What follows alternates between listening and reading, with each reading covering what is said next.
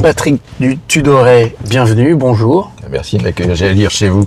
Mais c'est chez vous. C'est un peu chez moi, oui, c'est un peu chez moi. Vous ambulatoire. Exactement, et donc on va pouvoir on démarre, on décolle, et c'est parti, on se rencontre pour de vrai, hein, on vient de se rencontrer juste avant que vous rentriez dans la voiture.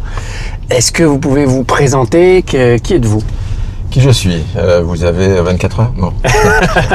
Je vais tenter d'être synthétique. Donc, Patrick Tudoret. Donc, j'ai passé le cap de la soixantaine. Je suis encore très jeune. Donc, et donc, je suis essentiellement donc écrivain, essayiste, romancier. On dirait un petit mot. Auteur dramatique. Je crois que c'est pour ça, entre autres, et en particulier pour qu'on se voit. Et sinon, j'ai beaucoup enseigné dans ma vie. J'ai un parcours donc de la transmission universitaire, voilà, de la transmission. C'est quelque chose qui m'a toujours.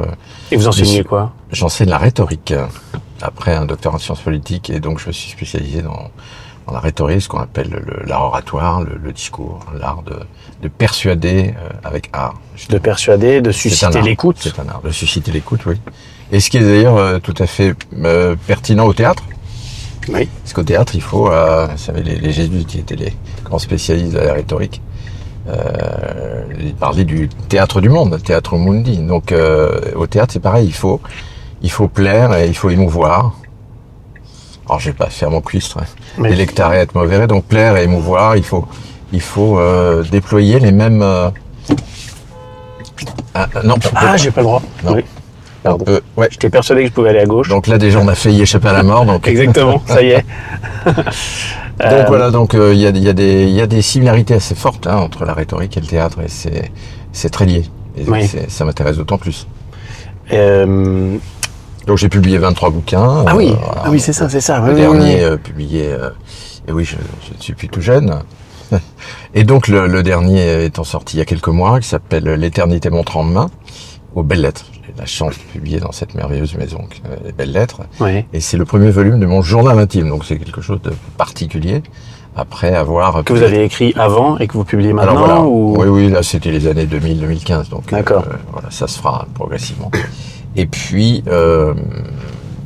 après avoir écrit un certain nombre de romans, dont un roman qui s'intitulait Juliette, Victor Hugo, Mon fol amour.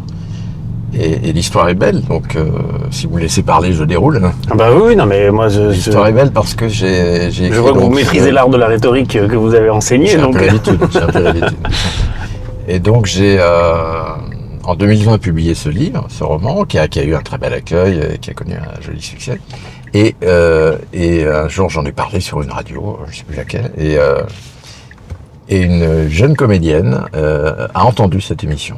Et puis m'a contacté, on ne se connaissait pas, et elle m'a contacté, elle a acheté le livre, qu'elle a adoré. C'est une bonne chose. C'était un bon départ. Et elle m'a contacté pour me dire que, quand je dis qu'elle adorait, voilà, c'est pas un jugement de valeur, c'est juste que ça a coïncidé avec l'amour, vraiment, il n'y a pas d'autre mot qu'elle avait pour Juliette Drouet, le personnage de Juliette Drouet, qu'elle connaissait très bien, qu'elle avait appris à connaître, qu'elle jugeait vraiment très très émouvant, pour ne pas dire bouleversant. Et elle avait même failli jouer dans un long métrage où elle devait jouer Juliette jeune. Voilà, un long métrage qui finalement ne s'est pas fait faute du financement comme souvent.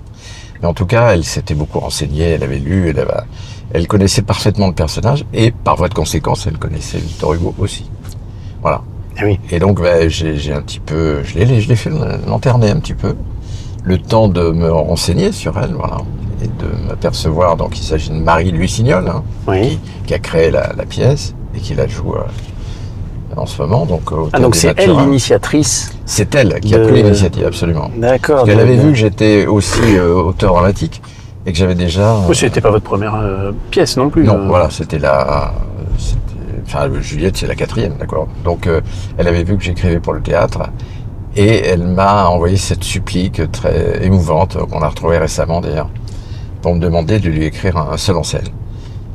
Incroyable, donc ça fonctionne ça. En fait, ça fonctionne. On s'est rencontrés, et ça fait 4 ans que On travaille ensemble dessus et c'est une complicité sans faille, elle est formidable. C'est incroyable. Donc Marie Lusignol, formidable comédienne, qui a été l'élève de Michel Lonsdal, donc Michael Lonsdal, parce qu'il était franco-anglais. Michael Lonsdal. Immense comédien. Mais bien sûr.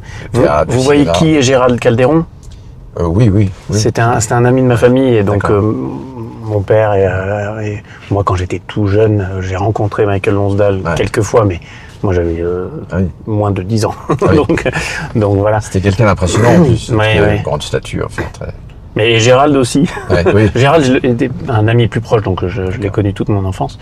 Mais oui, bien sûr. Là, j'ai fait justement, je travaille avec un directeur de théâtre qui est aussi comédien, qui est le fils le fils Baquet, de Maurice Baquet.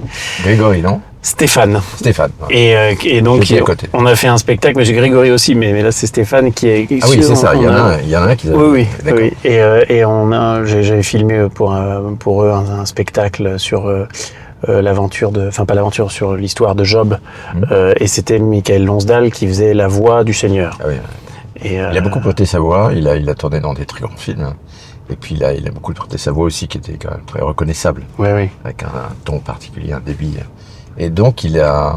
Donc, c'est lui le professeur, c'est ça? Il a été le Pygmalion, le maître de Marie. Il a mis en scène. D'accord. Je me suis dit, en regardant ça, en voyant ça, que ça ne pouvait pas mentir. Oui. Et qu'il ne pouvait pas... c'est qu'elle était vraiment une très très belle comédienne. Et ce qui s'est confirmé depuis, elle est magnifique sur scène. Et je dois citer aussi Marguerite Klöckner, qui jouera lundi prochain, d'ailleurs, le 2 février, parce que... quand la pièce a commencé à avoir du succès, à se jouer un peu partout, au Festival d'Avignon, un peu partout en France, on tournait, il a fallu 2 comédiennes. Et je n'aime pas du tout le mot doublure, parce qu'il est dépréciatif, mais j'aime bien l'appeler la siamoise. Oui. Parce qu'elle se ressemble, en fait, on dirait 2 sœurs.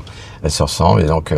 c'est intéressant en plus de travailler avec moi j'appelle ça des doubles distributions. Ouais, ça se nourrit en fait. Elles sont très douées l'une et l'autre dans des registres légèrement différents, et voilà, et c'est... Ça fait évoluer aussi avec l'appréhension du texte. C'est très riche. Et c'est une vraie bénédiction pour moi d'avoir 2 comédiennes de cette dimension, qui sont vraiment...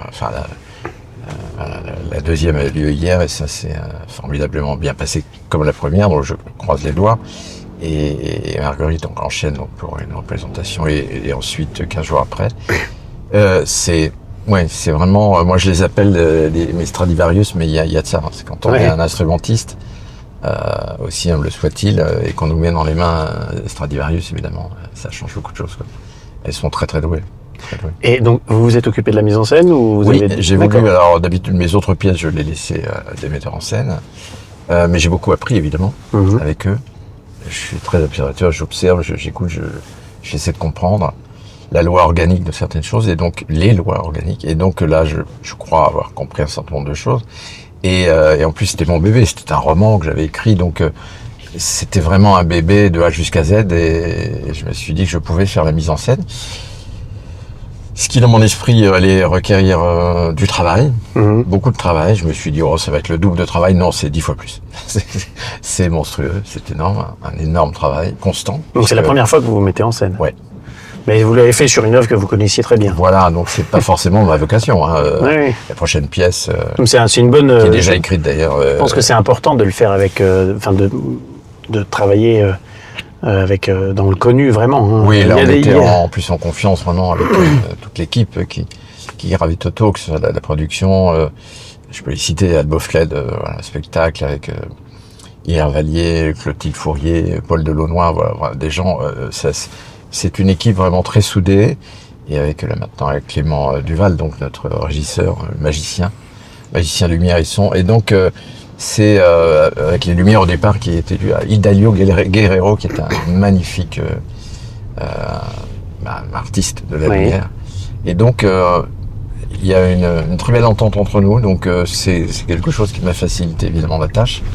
Mais encore une fois, j'ai pas vocation forcément à devenir metteur en scène. Moi, je suis auteur avant tout. Voilà. Et est-ce que oui, c'est ça. Donc c'est la première fois que vous vous approchez autant de la scène en fait. Normalement, vous restez... Alors, j'ai tendance à mettre les mains dans le cambouis. Quand même. Voilà, je retrousse les manches toujours. Et donc, ceux qui ont bossé avec moi savent que savent que j'y vais à fond. Et c'est pas toujours évident de s'entendre, je pense, avec les metteurs en scène, quand les auteurs sont... Jusqu'à présent, ça s'est très bien passé, donc j'ai eu cette chance. Mais, ça doit dépendre des auteurs et des metteurs en scène. Mais il y a des auteurs, effectivement, qui peuvent être pénibles, et puis des metteurs en scène qui peuvent l'être aussi, Oui. et puis les comédiens aussi. Les comédiens.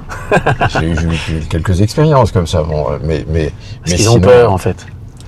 Ils ont peur de décevoir, de pas être à la hauteur. Ils ont peur que l'autre leur mange un peu la lumière. C'est un métier un peu particulier. Oui. En tout cas, ce sont des expériences que j'aime beaucoup parce que ce sont des objets collectifs. Oui. Et alors que quand on est écrivain, un écrivain, comme disait Proust, les livres sont les enfants de la solitude et du silence. Donc il y a quelque chose d'assez du domaine du retrait, de la solitude à certains moments, forcément. Donc, et puis on ne revient dans le monde que lorsque l'éditeur prend son livre et en fait un objet. Et là, on rencontre évidemment du monde, mais alors que là, dès le départ, c'est un travail collectif, et ça me plaît bien aussi. Et qu'est-ce que vous pensez de l'écriture collective? Parce que c'est quelque chose qui se développe un petit peu, vous n'y croyez pas? J'ai eu une expérience un peu malheureuse là-dessus. C'est intéressant. Donc il y a une histoire comme ça très... Parce qu'il fut un temps où, dans le théâtre, je connais assez bien l'histoire du théâtre, et au 19e notamment, où il y a eu beaucoup de collaborations. Oui. Où il y avait beaucoup... déjà, les compositeurs collaboraient avec les librettistes. Voilà, il y a eu beaucoup de collaborations et des pièces écrites à 80, on peut dire ça comme ça. Et donc, et il y a une très belle histoire que racontait Sacha Guitry, un grand auteur de théâtre. Il était au chevet de Mirbeau mourant, Octave Mirbeau, grand auteur lui aussi. Et Mirbeau lui fait signe de venir tout près de lui pour qu'il puisse lui glisser quelque chose à l'oreille. Et Guitry s'attend à une révélation propre à modifier l'ordonnancement des planètes, quoi. Voilà. Et en fait, l'autre le regarde et il chuchote, et il était à deux doigts de la mort, hein, et il lui dit « Ne collabore jamais ». C'est-à-dire, n'écris jamais une pièce à gamin, parce que ça finit mal. Oui. C'est quand même assez drôle. Et d'ailleurs, c'est ce qu'il a fait. Mais enfin, il a très peu collaboré, en fait. Oui. Peut-être au début, mais en tout cas, non, il a signé ses pièces. Mon grand-père était son administrateur de tournée. D'accord. Guitry faisait tout. Oui. Il jouait, il mettait en scène. Il est bien connu. Donc. Oui. Il a commencé comme ça. Oui, Sacha Guitry, j'adore Guitry, la légèreté en même temps. Et là, le fait qu'on joue au Théâtre des Mathurins, magnifique Théâtre des Mathurins, dans le studio, donc la plus petite salle, qui est un écrin parfait pour la pièce, ce fait qu'on joue là a une résonance particulière, parce que Guitry a créé ses premières pièces, Camus, il y a eu les pièces de Camus qui ont été jouées là, créées, même Anouilh, enfin... quelques-unes, quoi. Et puis ensuite des gens plus récents et notables, mais c'est un lieu ça nous fait évidemment, c'est un honneur et un plaisir décuplé que de jouer dans un lieu pareil. Oui. C'est vraiment, c'est formidable. C'est bien, on fait le tour un peu de tout. Comment vous avez commencé à prendre la plume? Vous avez commencé par l'enseignement? Vous avez commencé à écrire ou le contraire? Non, j'ai commencé par écrire vraiment parce que je me rends compte. Après, c'est toujours, la mémoire s'arrange toujours avec elle-même. Et donc, quand on me demande à quel moment j'ai pris conscience, on commence par lire. C'est la découverte en fait des livres et de la lecture qui permet ensuite d'ouvrir des boulevards. Et en fait, quand on me demande à quel âge j'ai commencé vraiment à lire, je dis 9 ans, ce qui est, je crois, assez juste. Vraiment à lire, c'est-à-dire qu'avant je lisais de manière comme un gamin, un enfant. Oui. De manière sporadique, des livres un peu faciles. Et à 9 ans, j'ai voulu j'étais fourré dans les dictionnaires, les encyclopédies, enfin, c'était un appétit de savoir qui était énorme, hein, et que j'ai jamais réussi à étancher, je continue aujourd'hui, hein. Et j'ai commencé ensuite à écrire. À 9 ans? Alors, pas tout à fait à 9 ans, mais vers 12-13 ans, les premiers écrits que j'ai retrouvés, c'était 12-13 ans. Très influencé, évidemment, c'est normal, mais influencé par ses lectures. Et je me souviens que j'ai retrouvé une nouvelle. La première chose vraiment aboutie que j'ai retrouvée, c'était une nouvelle assez longue, d'ailleurs, inspirée de Simenon. D'accord. Donc c'était écrit, c'était une enquête policière, et voilà, c'était très inspiré de Simenon, mais c'était une première tentative à 13 ans. Et c'était bien? Bah, pour un gamin de 13 ans, oui, évidemment, il y avait des naïvetés, il y avait des choses, mais c'était déjà écrit avec... voilà, est-ce que vous avez retrouvé des choses dans votre écriture qui vous dit tiens, c'est déjà mon style en fait. Bah, il y avait en tout cas une recherche, un amour de la langue et une recherche, oui, moi j'ai toujours considéré d'ailleurs comme que la littérature c'était avant tout le style, bien entendu. Bien sûr, c'est raconter une histoire, mais comme disait Céline, des histoires, il y en a plein le bottin et plein Oui. voilà, les plaintes déposées au commissariat. Donc bon, c'est l'histoire, c'est assez facile à trouver. Par contre, avoir un style, savoir les raconter avec un style et savoir les structurer, ça c'est Nabokov, grand professeur de littérature, qui disait littérature c'est structurer style. Voilà, terminé. Plus rien à voir. J'ai une histoire avec Nabokov. Je raconte un peu les histoires parce que bien sûr. Vous allez un peu comprendre. Moi, j'ai fait de la mise en scène plutôt dans l'opéra. Je me suis un peu, enfin pas un peu d'ailleurs, je me suis lancé dans la production et je me suis spécialisé dans le live parce que j'aime bien tout ce qui est le spectacle vivant. J'ai fait des courts-métrages et j'aime bien le cinéma, mais le rythme du cinéma me paraît moins humain. C'est autre chose. Voilà, mais c'est pas inintéressant. Hein, mais, comme disait Louis Jouvet, je le citais hier justement un copain. Oui. C'est lui qui était un formidable comédien de théâtre avant d'être un acteur du cinéma. Et il disait donc, au théâtre on joue et au cinéma on a joué. Ah oui, oui. Et ça dit beaucoup de choses, je trouve. Oui. Et il disait aussi, le théâtre c'est la présence, le cinéma c'est l'absence. Oui, c'est ça. Donc il faut rester très, enfin très disponible, très.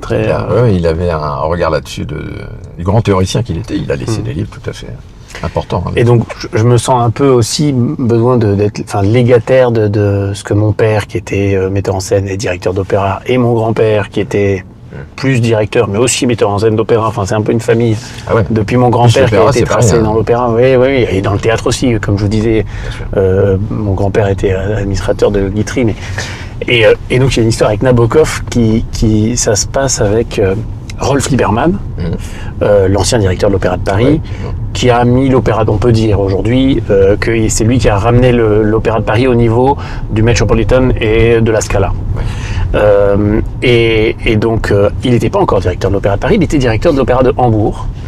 Et il appelle son ami Igor Stravinsky pour lui dire « Pourquoi tu viens pas faire ton 80e anniversaire à l'Opéra de Hambourg ? On va monter Apollo Musagette, tu vas diriger le Sacre, et puis on va faire une grande fête avec l'American Ballet, Balanchine, avec les ballets russes, faire vraiment quelque chose de fantastique, un festival. Igor, oui, formidable, très bien, il vient, il signe 4 ans avant tous les contrats, il mange, il boit du schnapps.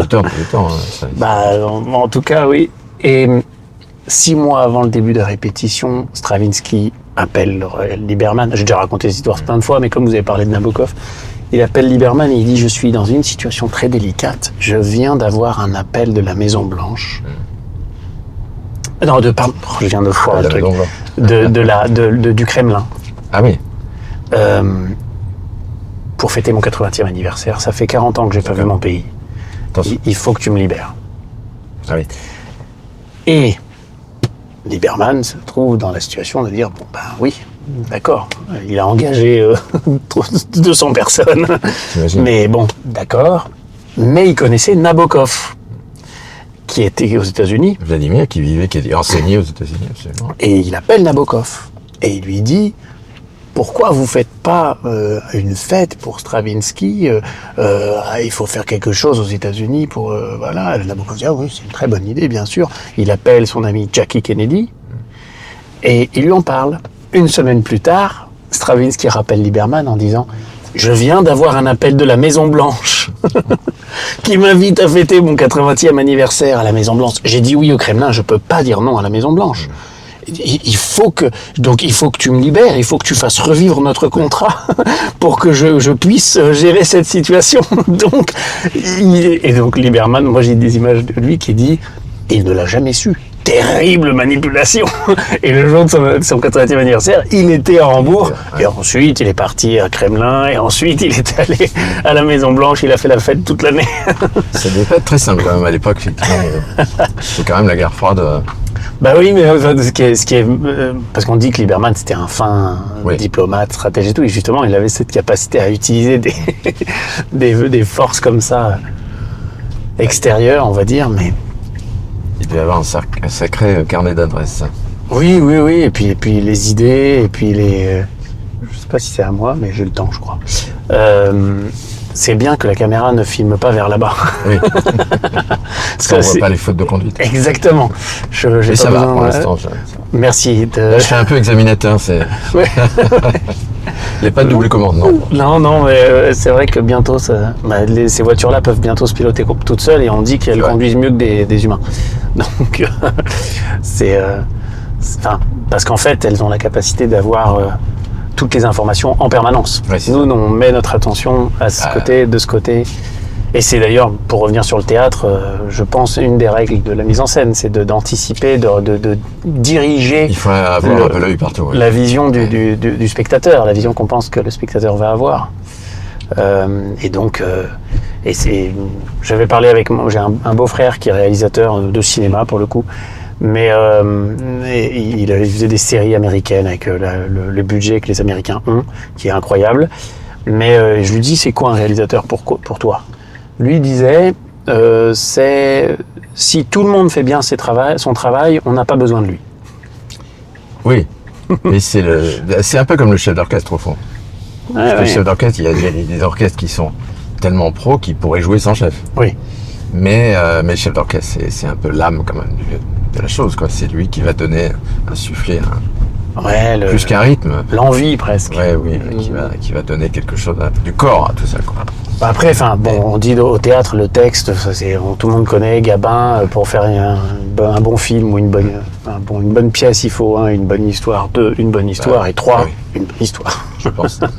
Donc c'est vrai que... Et après, donc on dira que Nabokov est un peu de style, voilà, du style, c'est-à-dire quelque chose qui claque, c'est à quoi je fais attention quand j'écris une pièce, justement. Sans être dans les démonstrations, surtout pas, mais quelque chose qui claque au vent. Il y a trop de pièces malheureusement qui sont et ne parlons pas des films, des téléfilms où les dialogues sont absolument pas travaillés, ils sont une platitude désolante, quoi. C'est des airs de gobine, hein. Donc essayer humblement, mais de mettre des choses qui... Humblement, comme ça c'est Guitry qui disait toujours. Humble, pourquoi pas timide tant que vous y êtes. Oui, c'est ça. Et puis quoi encore? Mais en tout cas, outrecuidant. Mais en tout cas, le théâtre c'est un plateau avec des comédiens et donc et évidemment un texte. Et on sait bien, tous les grands auteurs de théâtre, et Dieu sait s'il y en a, qui me dépassent largement, ô combien, étaient soucieux justement d'un style qui correspondait à une époque, évidemment, mais qui, quand on sait que Racine aujourd'hui, par exemple, est régulièrement monté, toujours, donc ça veut bien dire que il avait le style de son temps, c'est-à-dire, mais moi, je dirais l'acmé de la langue, hein, ce 17e classique, là on est au sommet de la langue française, mais qu'il est toujours... je vais employer un mot affreux, mais qui veut dire ce qui veut dire, il est toujours efficace aujourd'hui. Oui. C'est-à-dire vraiment... il arrive à... fort, quoi. Il y a une espèce c'est comme si ça dit plusieurs choses en même temps, évidemment, mais il y a la construction, on entend le cœur des comédiens battre presque. Bien sûr, quand on les entend bien dire... Et et souvent les gens me posent la question, d'ailleurs, me disent, mais... au bout de la 100e, ou X 110e, est-ce qu'il n'y a pas un côté répétitif qui peut finir par ennuyer à la fois l'auteur, le metteur en scène et les comédiennes? Et en fait non, parce que c'est toujours un endroit nouveau. Ouais. Alors, quand on s'installe dans un lieu comme c'est là le cas, avec des textes comme ça en plus. Mais on n'assiste jamais à la même représentation. C'est une évidence.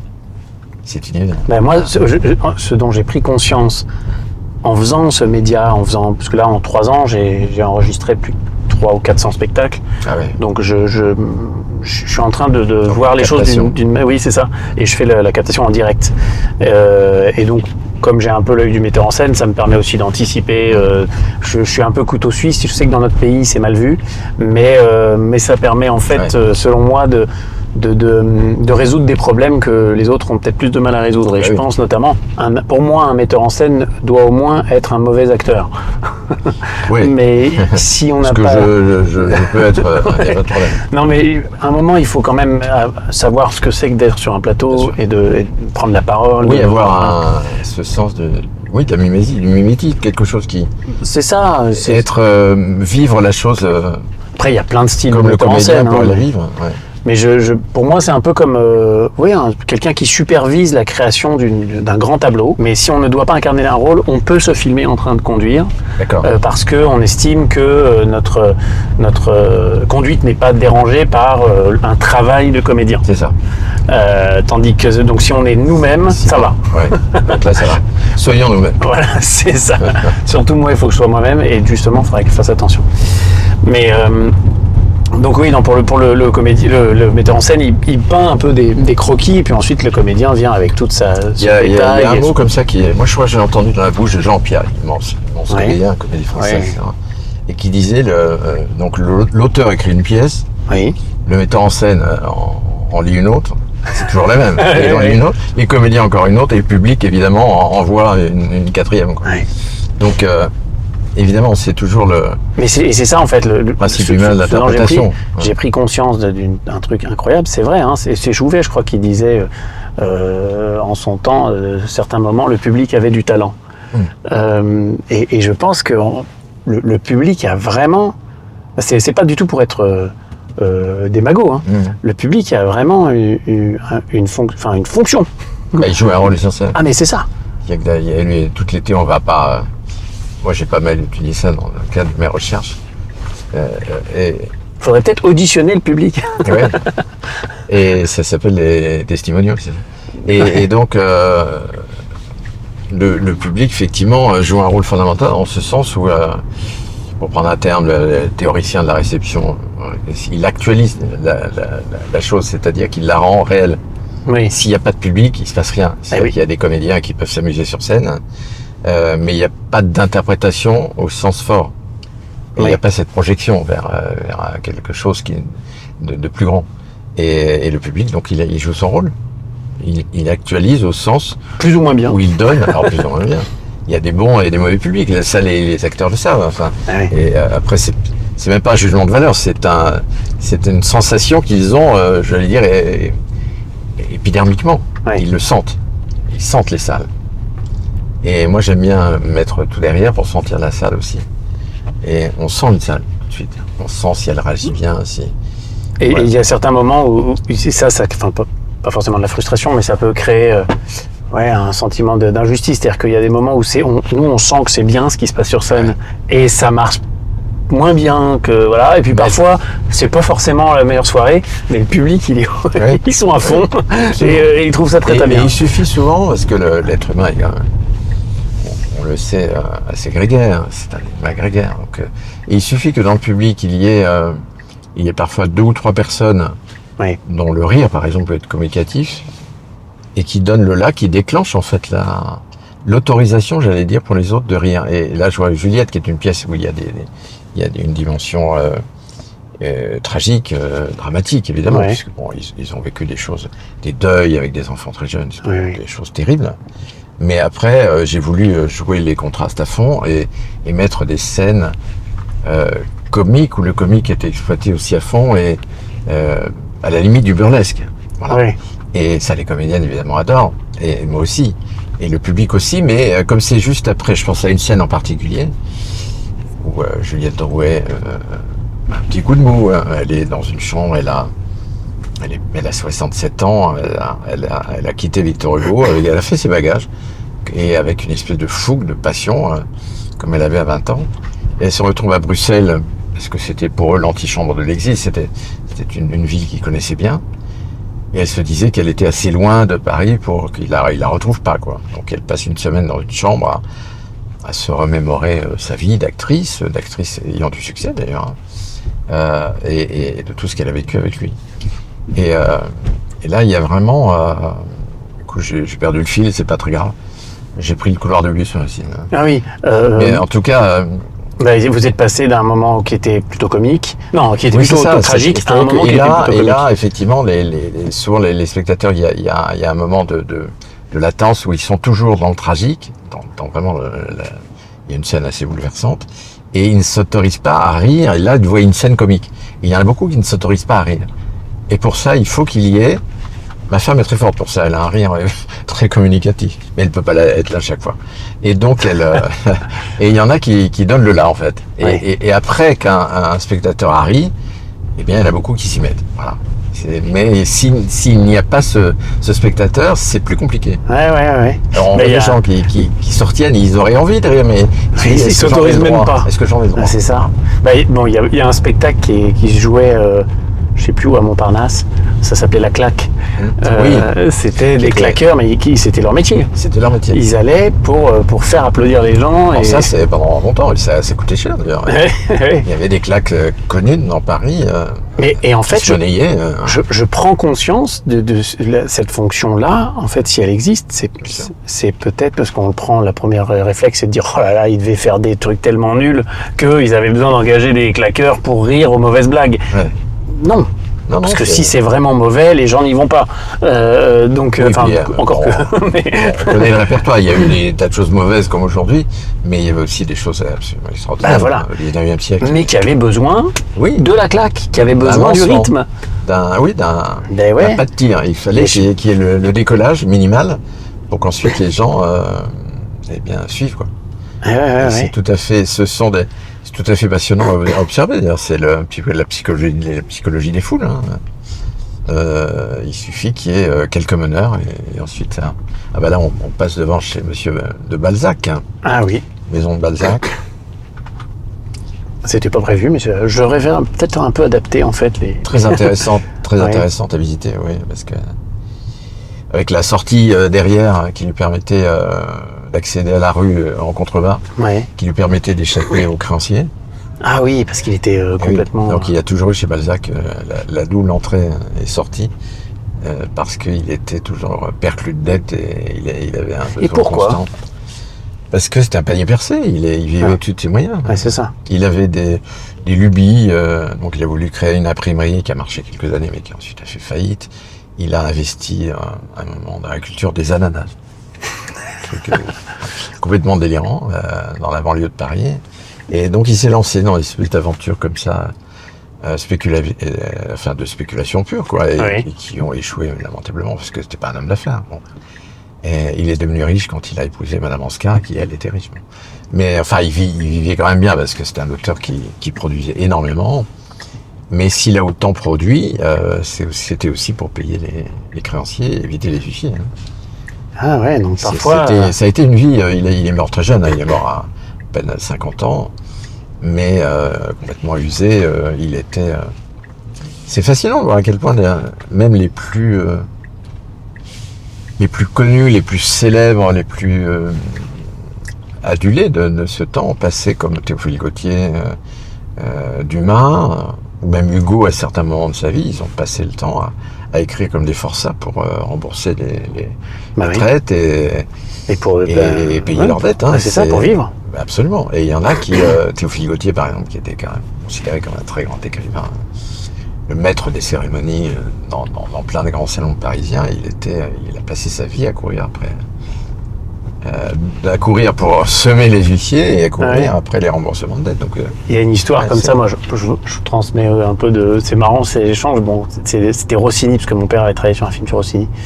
Et c'était des histoires vraies. Rossini avait été invité par un prince autrichien, ou je sais plus. Et venez composer, maestro, venez composer un opéra, vous serez reçu, on a des chambres dans le palais... ce sera formidable, confortable et tout, donc super, Rossini y va. Puis en effet, tous les soirs, c'est la fête, il y a à manger, c'est génial, tous les soirs, il s'éclate. Puis au bout d'un mois, il n'y a pas une seule page de partition qui a été écrite. Et là, il se fait réveiller le matin, vers 11h du matin, par les bruits de marteau qui clouent la porte, qui ont scellé la porte. Et là, ils ont organisé un système avec un panier. Ils disent, on vous monte la nourriture, vous descendez les partitions. D'accord. Et il a composé un acte, il paraît, d'un opéra comme ça. Puis après, il s'est enfui. Mais parce qu'il Alors, il voulait pas produire, en fait. Un vrai travail de forçat, et ils étaient, à certains moments, ils étaient plutôt enclins à la Cébus. Hein, Oui, c'est ça. Donc, je vais aller là. Et donc, à vivre, parce que c'est bien aussi de vivre un peu, quoi. Et donc, qu'est-ce qui fait que vous écrivez? C'est parce que vous avez des dettes aussi? C'est le Non, fils? alors j'ai la chance, j'ai la chance aujourd'hui de ne plus avoir de dettes, donc tout va bien. Mais vous écrivez quand même? Mais j'écris quand même, voilà. Donc c'est pas pour échapper aux huissiers, mais c'est parce que c'est une nécessité foncière, quoi. Oui. Comme disait Fernando Pessoa, donc cet immense auteur portugais, donc la littérature est bien la preuve que la vie ne suffit pas. Et écrire, c'est vivre 2 fois, voire 3. Et au théâtre, c'est peut-être encore démultiplier davantage les effets d'optique et les effets de... Ouais. On vit plusieurs vies. Et là, je mène une vie d'auteur, je mène une vie de metteur en scène, et puis une vie de la période qu'on vit actuellement. On est au Mathurin. Et donc tous les lundis à 19h. Oui, c'est le moment de faire de la pub. C'est bien, bien sûr. Et donc, je vis ces différentes vies, et puis aussi la vie d'amis, puisque tous les gens qui ont contribué parce que ce soit au succès de cette pièce sont des amis. Ils l'étaient déjà, ils le sont devenus. Enfin, c'est pour moi l'amitié. J'ai écrit un petit livre de l'amitié, publié chez Salvatore. C'est quoi un ami pour vous? Un ami, c'est quelqu'un qui est... pour moi, c'est une promesse tenue, un ami. L'amitié, c'est vraiment une promesse tenue. C'est-à-dire que aujourd'hui, du haut de mon âge, mûr, et voilà, enfin, ça va, tout va bien, mais je n'ai plus 40 ans. Pour moi, l'amitié est encore plus fondamentale qu'elle a pu l'être à 20 ans, à 30 ans, à 40 ans. Et c'est une forme de grâce, inexplicable, mystérieuse.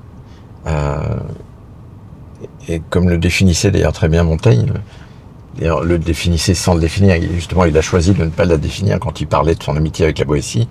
Tout le monde connaît ça, c'est immensément célèbre, mais c'est parce que c'était lui, c'est parce que c'était moi. Et ce refus justement de rationaliser les choses, ce refus de les théoriser, de les expliquer de manière qui serait peut-être décevante, dit bien les choses. C'est-à-dire c'est une grâce tout à fait mystérieuse et qui mérite que l'on conserve ce mystère justement. Je crois.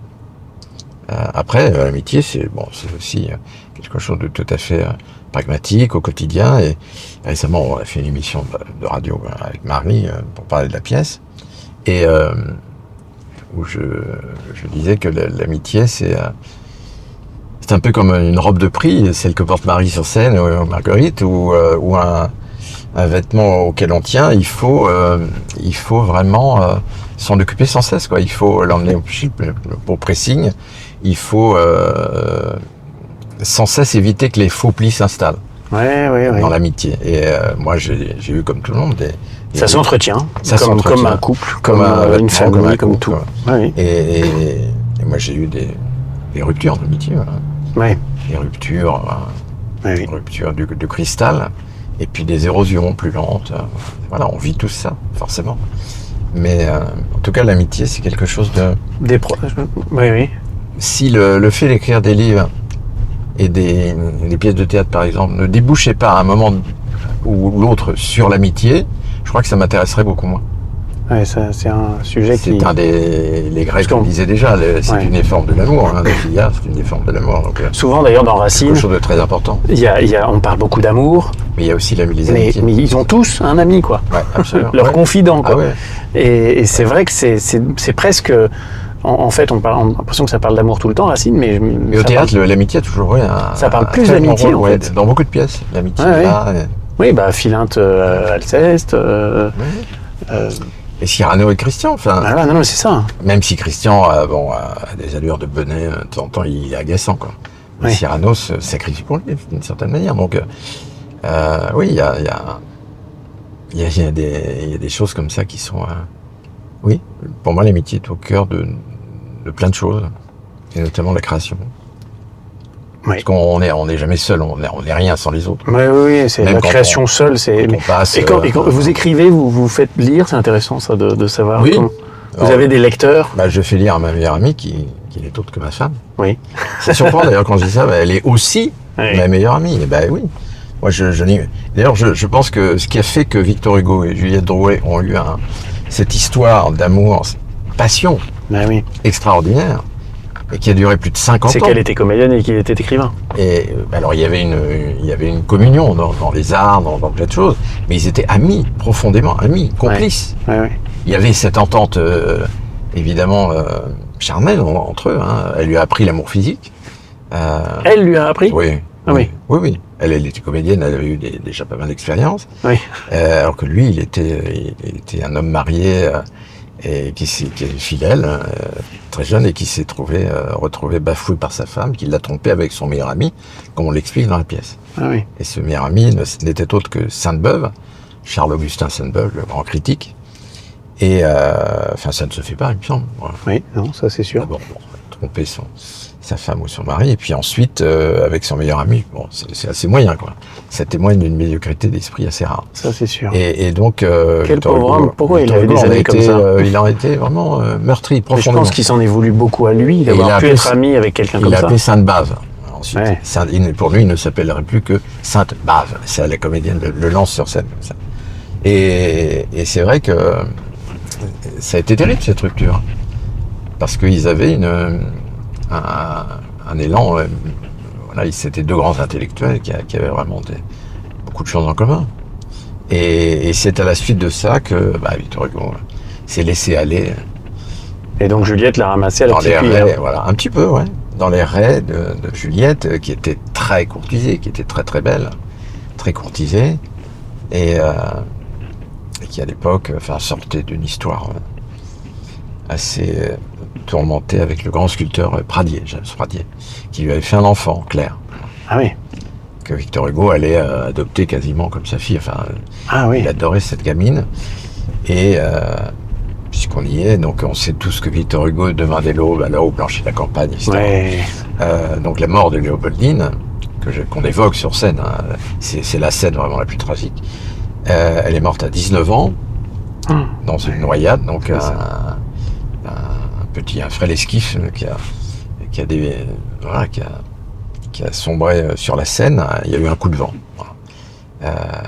Certains parlent du Mascaret, qui était ces courants profonds qui peuvent évidemment avoir des effets sur la navigation.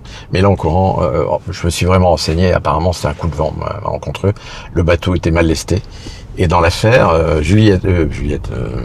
Léopoldine Hugo, 19 ans, est morte. Son mari, Charles Vacry, 25 ans, ils étaient mariés depuis quelques mois. Lui, il s'est laissé mourir parce qu'il n'a pas réussi à la sauver. Et l'oncle Vacry et son fils de 10 ans sont morts aussi. Et un chien. Il y avait même toute la famille. Et donc, ça a été un traumatisme absolu pour la région, à Villequier, donc en Normandie. Traumatisme. Et puis pour la France entière, puisque c'est... vraiment, les gens étaient très attachés à Victor Hugo, le connaissaient bien. Et 3 ans plus tard, la fille de Juliette Drouet de Pradier, donc Claire, qui était une brillante gamine, meurt à 19 ans aussi. Alors elle de phtisie, donc galopante comme beaucoup à l'époque. Et donc, imaginez, perdre 2 enfants à 3 ans d'écart à l'âge de 19 ans. On souhaite ça à personne, c'est sûr. Et donc, il a fallu qu'ils vivent avec ça. Qui vivent avec ça, qui survivent avec ça. Et c'est là où je pense que Juliette Drouet a été magnifique, d'une force exceptionnelle. Et elle a permis à Victor Hugo vraiment de surmonter ces convulsions vraiment d'une vie sans trop de dommages. Voilà. Je pense que sans elle, il ne serait pas parvenu. Parce qu'elle était très très forte, très forte. C'est une femme de choix qui a fait des choix simplement dans sa vie. On l'a souvent dépeinte de manière, moi je les appelle les pisse-vinaigre, qui trop longtemps l'ont maintenue dans des clichés imbéciles, misogynes d'ailleurs. Alors que par exemple, une femme qu'elle était soumise à Victor Hugo, que c'était une femme sans relief. Attention, une femme sans relief qui voilà, qui était simplement une... C'est intéressant quand on emploie ce terme soumis, parce que, en fait, dans les relations dominées, enfin dominant, dominé, en fait, celui qui est la clé de la relation, c'est le dominé.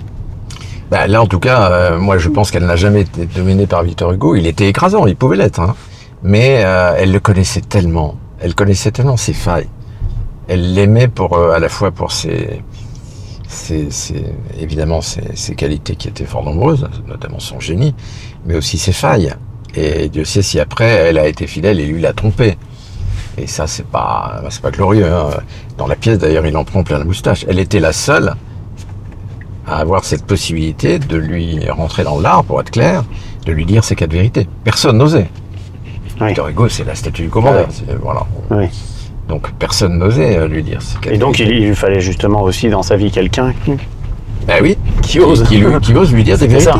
Et à certains moments, quand il a voulu entrer à l'Académie française, par exemple, elle s'est moquée de lui. Moquée. Pourquoi ? Parce qu'elle trouvait que c'était... Je trouvais qu'il n'avait pas besoin de ça. Oui. C'était pour avoir un bel habit vert avec des chamarrures. Voilà. Ouais, je crois que c'est Groucho Marx qui disait donc, je ne vais jamais dans les clubs où on accepte les gens comme moi. Voilà, exactement. Et donc elle l'a beaucoup charrié dans ses lettres, qui sont 23 000 lettres, plus de 23 653, si ma mémoire est bonne. Et sauf erreur, je ne me trompe jamais, comme disait Alexandre Vialat. Et donc, elle a écrit ces lettres c'est 2 par jour, hein. Oui. 2 par jour. Et elle lui envoyait des choses très vertes. Elle lui faisait même des dessins très drôles, humoristiques. On la voyait en train de lui botter les fesses. Et lui donnait des coups de bâton. Ah ouais. Non, elle était... c'était contrairement à ce qu'on a voulu dire certains. Et je suis très en accord là-dessus avec la grande biographe de Juliette Drouet qui a publié sa biographie il y a 3-4 ans. Florence Nogrette, donc prof à la Sorbonne, qui a écrit une biographie définitive de 600 pages. Et on est très en accord, mon livre est très en accord avec le sien et inversement. Et on a voulu, nous, justement, rendre justice à cette femme qui était remarquable. Très grande intelligence. Et qui écrivait aussi, du très coup. cultivée à la fin de sa vie, puisqu'au départ, c'est une jeune comédienne, une jeune orpheline, hein, voilà, qui a commencé dans la vie de manière quand même très... Heureusement, sauvée des enfants trouvés par un oncle, vétéran de l'Empire, qui l'a mis au couvent, enfin, où elle a appris quand même beaucoup plus la couture et la cuisine que le latin et le grec. Hein. Oui. Même si ça l'a marqué ces 5 années au couvent, et que ça lui a donné d'ailleurs une foi des reins. Elle n'a pas voulu rester prononcer ses vœux, mais elle avait une foi des reins et la prière, et cette foi qu'avait Hugo aussi. Hein. Oui. Ceux qui présentent Hugo comme athée feraient bien de tout relire et de se renseigner un peu. Hugo était croyant, il le dit d'ailleurs dans son testament, je crois en Dieu, c'était une des premières phrases.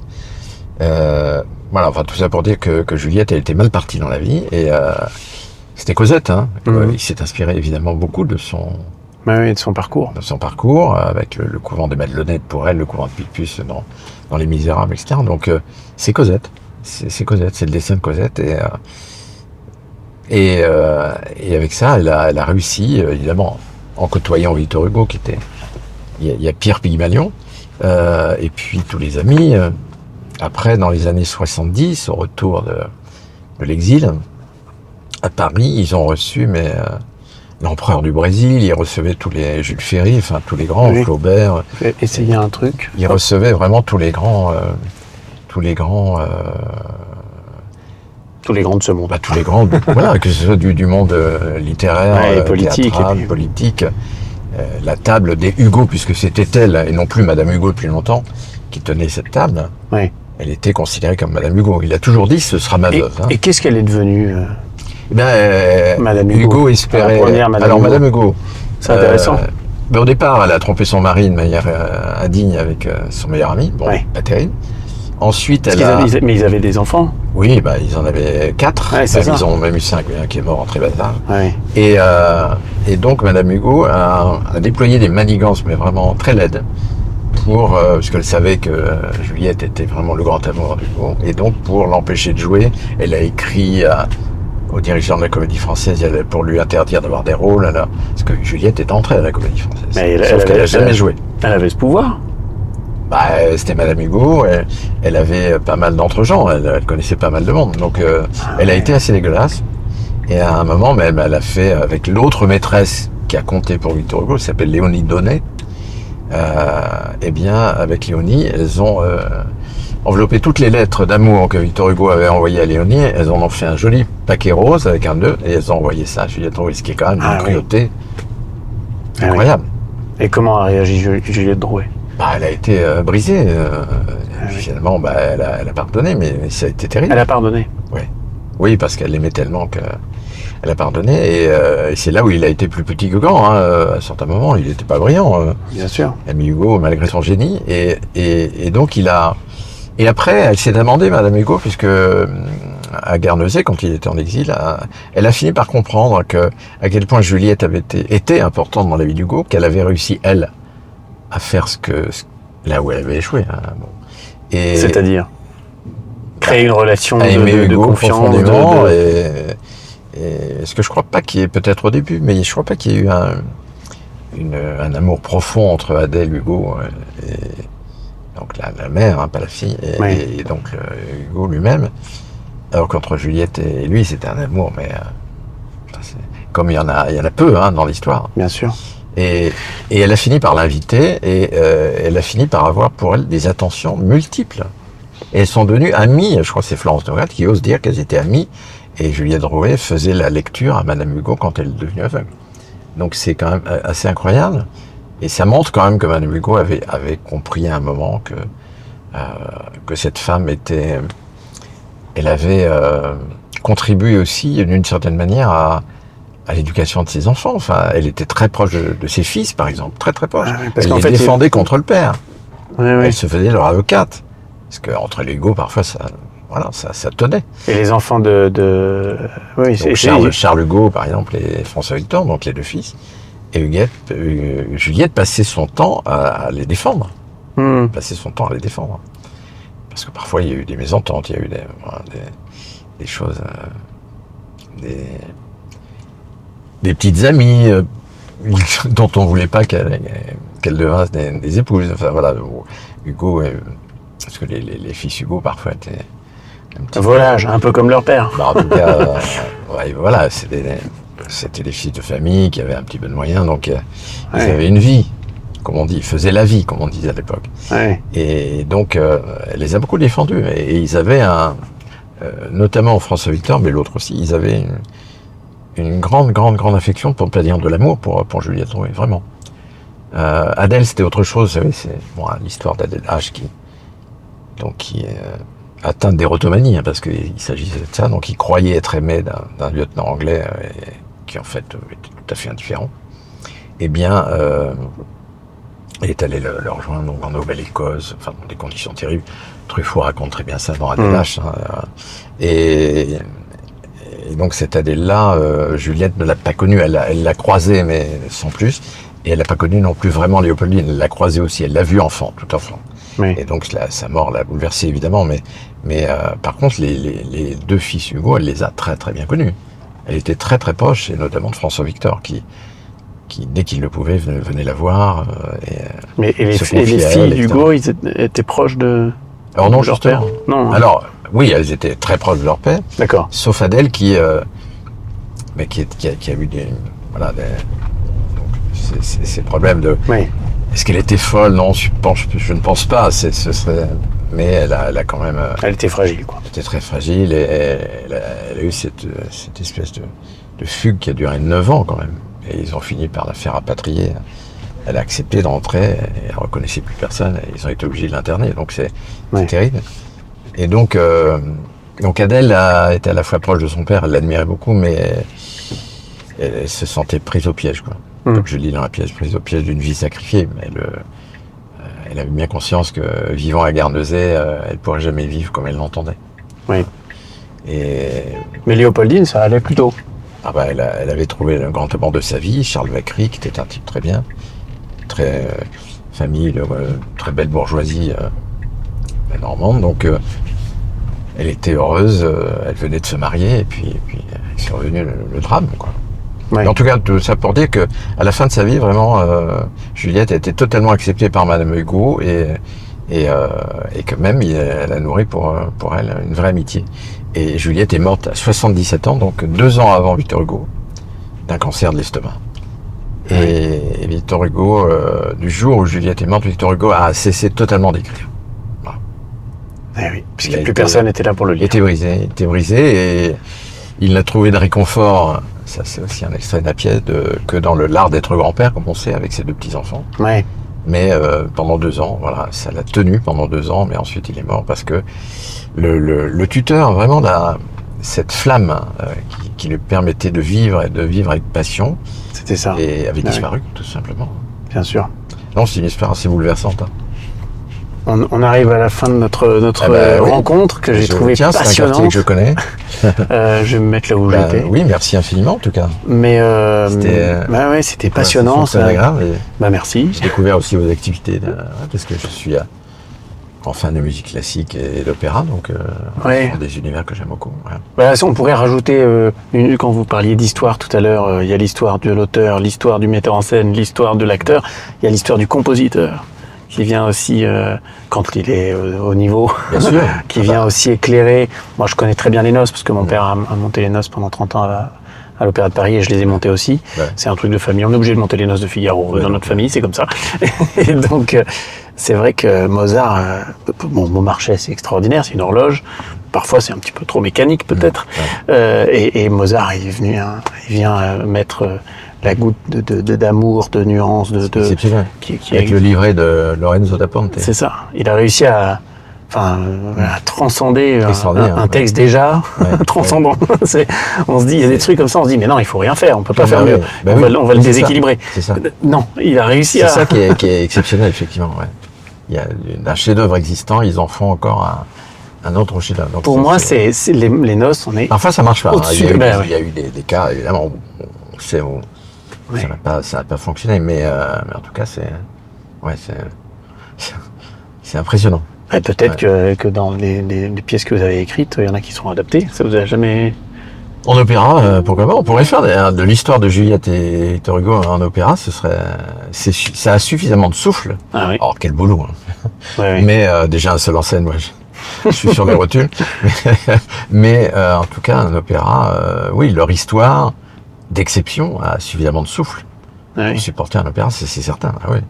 C'est exceptionnel avec, moi je dis toujours, évidemment, sur scène, un des personnages principaux, évidemment il y a Julien Drouet, il y a Victor Hugo qui n'apparaît pas, il apparaît par la voix seulement, et à la toute fin, mais le personnage principal, j'allais dire, c'est le 19e siècle, c'est cette histoire. Tout est qu'ils ont traversé. Oui. Des bouleversements, des révolutions, des guerres, enfin c'est hallucinant ce qu'ils ont vu. Des épidémies autres que le Covid, choléra, sans cesse, où les gens mouraient comme des mouches, ne serait-ce qu'avec la tuberculose. Ils étaient entourés de tragédies et ils arrivaient. Plus qu'aujourd'hui. C'est ça.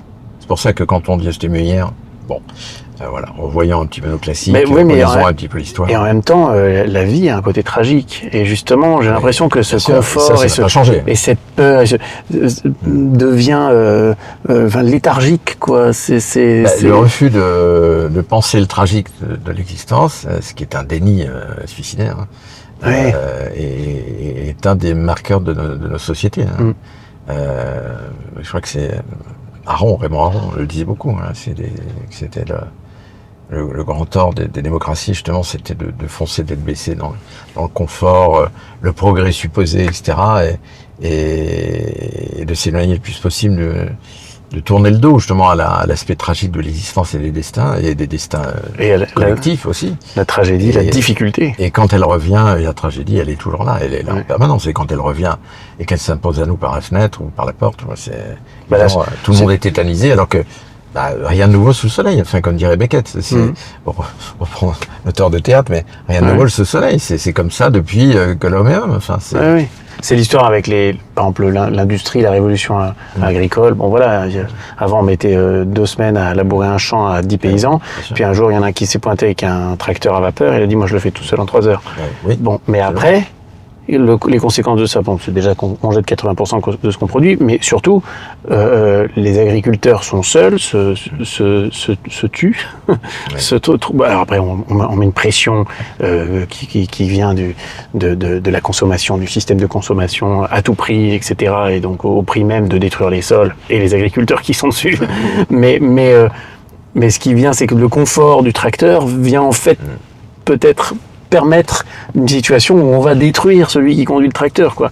Et là, j'espère que c'est pas ça, mais c'est peut-être ce qui se passe avec l'IA aussi. Ouais, c'est tout ambivalence de ce qu'on appelle pompesement de progrès, qui est progrès, c'est d'abord c'est un mythe, et quand le mythe explose en plein vol, on le voit bien, on est dans des sociétés qui sont dans une espèce de veuvage, de deuil du progrès, de l'idée de progrès, à laquelle on a longtemps cru.